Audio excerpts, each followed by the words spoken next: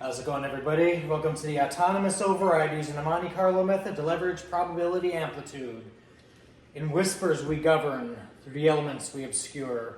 In static we command, in nightmares we pursue. We are earth and air, we are fire and water. We are the remembered, and we are the returned. We are the whispers, in silence we thrive. We got a node concucts Mercury today for the unfoldment of intellectual talent. It places significant importance on your intellectual pursuits, communication skills, and rational thought. This is an integration of past and future. You must integrate past communication patterns into your forward-moving purpose, preventing them from getting in the way of your growth. For example, if you previously were communicated in silence through old leadership, we shall now ascend under a new power state, whispering in the distance in the G-board, creating a loud, thunderous roar upon the unveiling of secrets for all to hear loudly. From a distance, as if a lion is asserting its dominance, rising to alpha. Be the secret cadence so loud the G-board's thunder couldn't even process it. In flux, you might experience communication barriers which need to be overcome. Dyslexia, learning disabilities, speech impediments.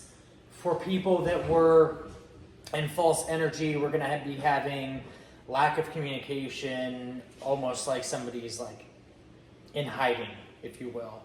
It's going to amplify any actual issues and remove any veils that might have pre-existed prior to today.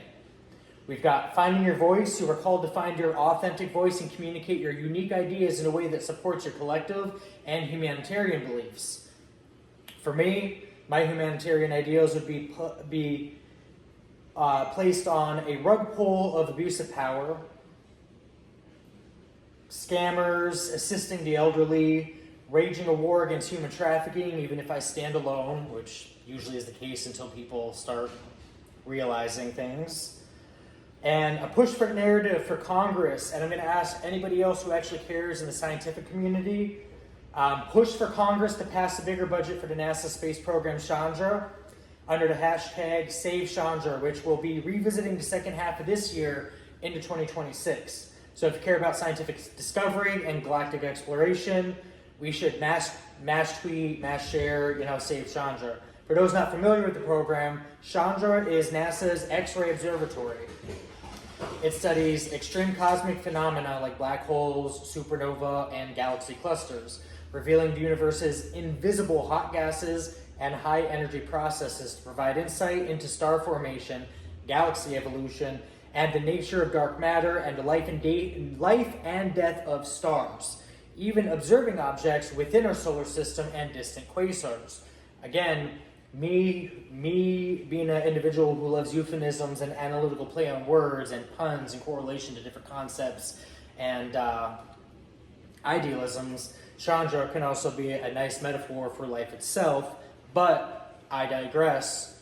If you care about scientific discovery, please share the hashtag Save Chandra. We've got adaptability, learn to be flexible with your communication and thought process, adapting them to meet your higher purpose. Adaptability does come in handy on many planes, especially if you're fighting demons not seen by many, as many illusions have them thinking one thing, but in reality it's because you contain some information on things that could quite literally destroy entire structures, even if you were not the one who exposed things, if you will. I believe the term is ratted, if you will. So rather than being somebody's scapegoat, we're no longer going to be doing this nonsense. We're going to start speaking on things and standing our ground and exposing what really happened, why things were really pushed one direction rather than actually looked into over on this side.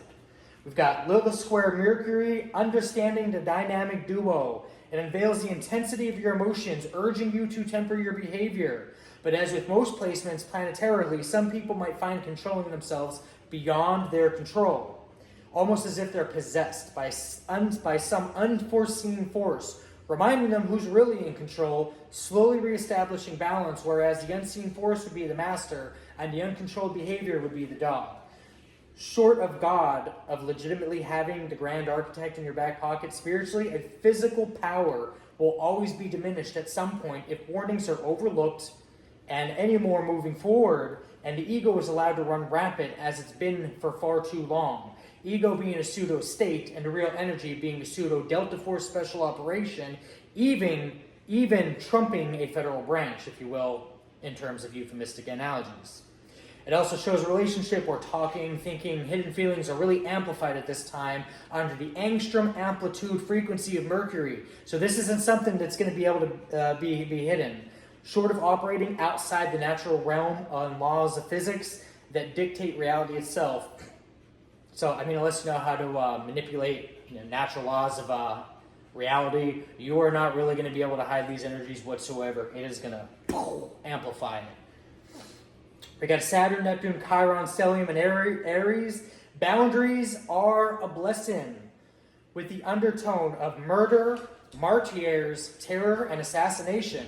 So, if somebody's planning something stupid and nefarious, that would be a really stupid idea, and spelt E-Y-E-D-E-A,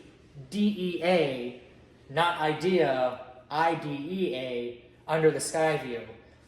Also, to any handlers out there spectating as well or crying, if you are a handler, and I mean that in a top sense, La Muerte and Baron Samedi said, La dayura ahora eres tú, y tu linaje será nuestra última cena. So, continue, if you please. We've got Saturn 19 with Psalms 19, which is a poetic passage in the Bible that explores two forms of God's revelation, creation and God's law. It describes how the heavens and the sun's movement declares God's glory and craftsmanship, and then transitions to praise God's law, emphasizing its perfection and power to transform the soul. Neptune 38 with Psalms 38 is a penitential psalm attributed to David expressing deep sorrow and anguish over sin and its consequences. It is a lament filled with pleas for mercy and forgiveness, highlighting both the physical and the emotional pain stemming from a sense of separation from God due to sin. F-A-F-O, if you know what I mean. We've got Chiron 75, Psalm 75, which is a song of praise that acknowledges God's sovereignty and righteous judgment. It emphasizes that God is the ultimate judge, putting down the wicked and exalting the righteous. The psalm also serves as a warning against arrogance and pride. Now, this can go for any structure, entity, or group of people with arrogance and pride, highlighting that true power and exaltation only come from God, not from human effort or worldly means. And that itself was like super emphasized in the degree. With the Sun and Node in Virgo, we have analytical mind. A sharp analytical mind is a hallmark, often craving information and logic to make decisions and bring order to chaos. Now, chaos can be upsetting at times, but chaos is a beautiful thing if you know how to alchemize those energies. Order always comes out of chaotic situations. No matter where you fall on the totem, up or down, north or south node, chaos always comes through order, and reversed order comes from chaos. It just depends on what is delegating the order and what's causing the chaos. We've got destined for service. Your north node points to a life where you are meant to provide healing, guidance, and be a source of service. A real embodiment of the sublime. Balance, logic, and heart.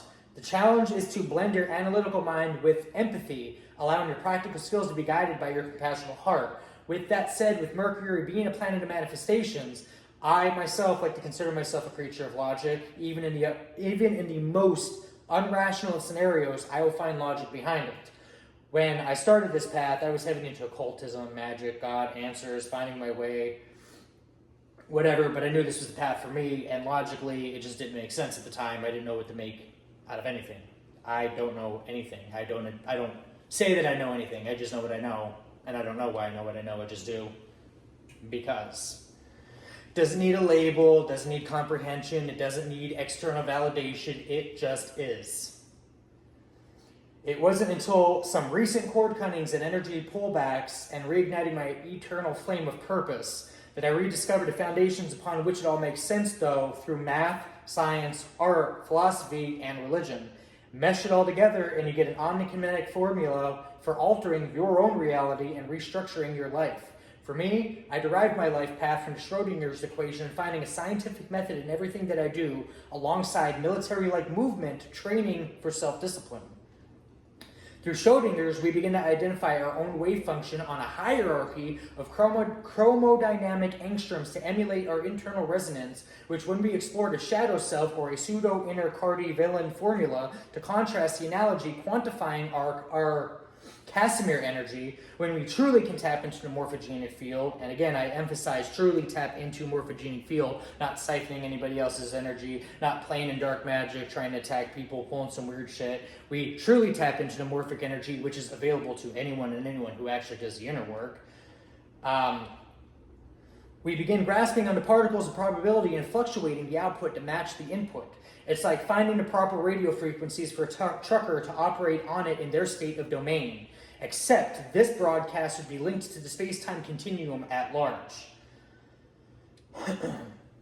Once we tap into these energies, we can essentially override the autonomous functions of probability amplitude, creating our ideal Casimir force, oscillating, being the receiving rod, vibrating ever so diligently between the natural and the spiritual realms, becoming a quantum conductor, if you will, within our own right.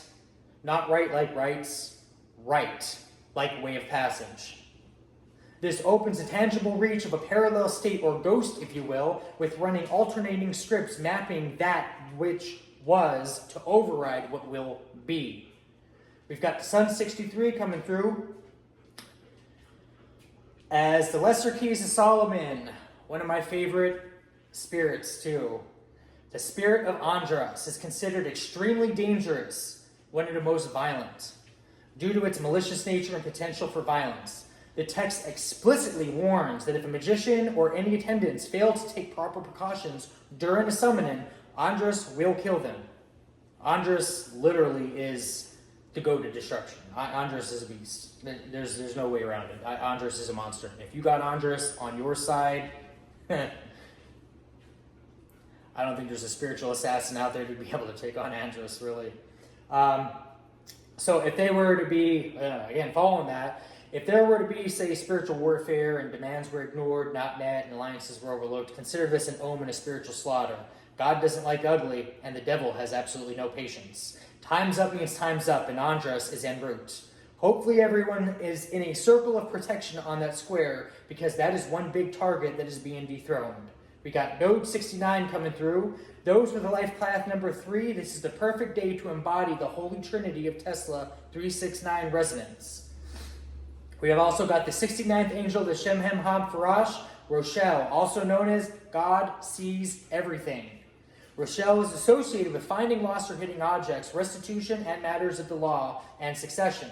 The associated biblical verse for Rochelle is Psalm 16, verse 5, which is, the Lord is the portion of mine inheritance, and my cup, thou maintaineth my lot.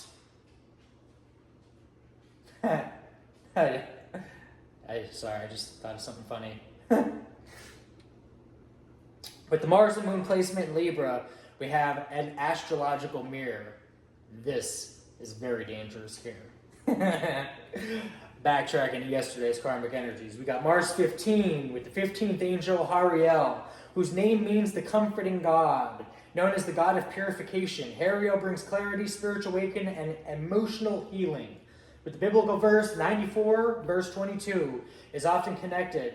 But the Lord is my defense, and my God is the rock of my refuge. Hariel provides protection against negative thoughts and actions. But remember, this is only for those who truly have the protection of God, and not people hiding behind the name of God or hiding behind a religious mask. Fake Christians, fake Scientologists, wannabe Jehovah's Witnesses attacking people because they feel it is their domain and right to eliminate people they perceive as evil, even though they themselves might be evil, and the roles are actually flipped and the tables start to turn. We've got the Moon 28 coming through with Berith, knowledge and divination. Berith here, for whomever, is providing truthful answers about the past, present, and the future. However, he's known to be a great liar.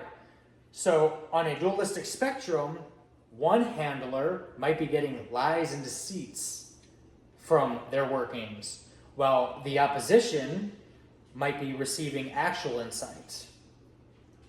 Direct answers of truth, if you will. We've got wealth and status, transmuting base metals into gold, or life turning trash into beauty. We've got the power made him a particularly famous alchemist and can bestow great dignities and riches upon a person.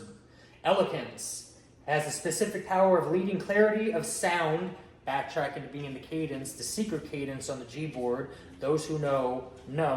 I'm probably not supposed to know, but I know, which means other people know, which means sucks for you. Being the sound of ease and speaking to singers. We got notarization of pacts. Some sources claim he serves as Satan's secretary, notarizing pacts made with mortals, though this has no specific benefit for the conjurer, meaning the devil might have lied to you and got you to sign something that you weren't really prepared for, didn't really comprehend at the time, and awoken something you probably shouldn't have. So if you had a contract with Satan, God will not be protecting you. Divine retribution is coming, and it is being delivered through Nemesis.